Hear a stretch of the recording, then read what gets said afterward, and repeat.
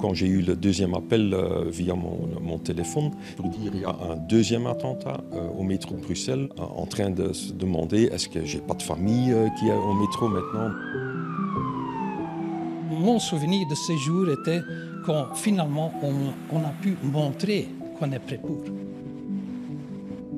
L'un est chirurgien militaire, l'autre infirmier spécialiste des grands brûlés.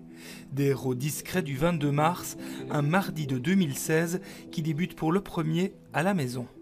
J'étais en fait averti par hasard. J'avais un jour de congé.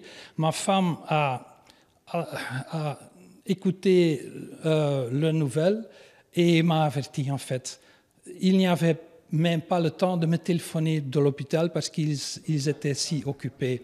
Au même moment, Patrick Persson, c'est lui en voiture. Il rejoint l'hôpital en vitesse et coordonne l'arrivée des blessés au centre des grands brûlés, là où seuls sont accueillis les victimes les plus critiques. J'ai dit plusieurs fois, voilà, pour moi, c'est pas assez brûlé. Il faut à nouveau aller en bas dans l'autre zone de tri parce que vous n'êtes pas au courant ce qu'il y a encore derrière, qui va encore arriver, quoi.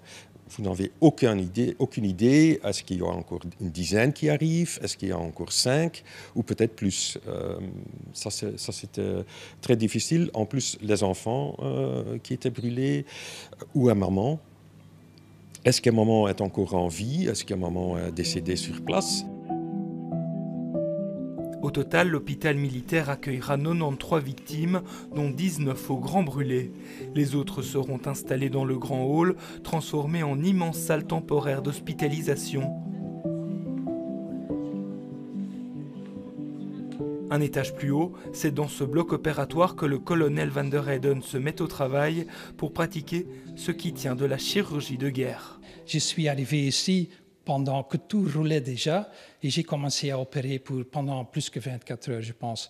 Oui, c'est étonnant qu'au bon moment que ça arrive, de constater que quand même, on était prêt. On était prêt. J'espère qu'on est toujours prêt. Se tenir prêt face à des blessures alors jamais vues dans notre pays. Des plaies pénétrantes, non pénétrantes, des traumatismes, des grands brûlés, quoi, beaucoup de surfaces brûlées.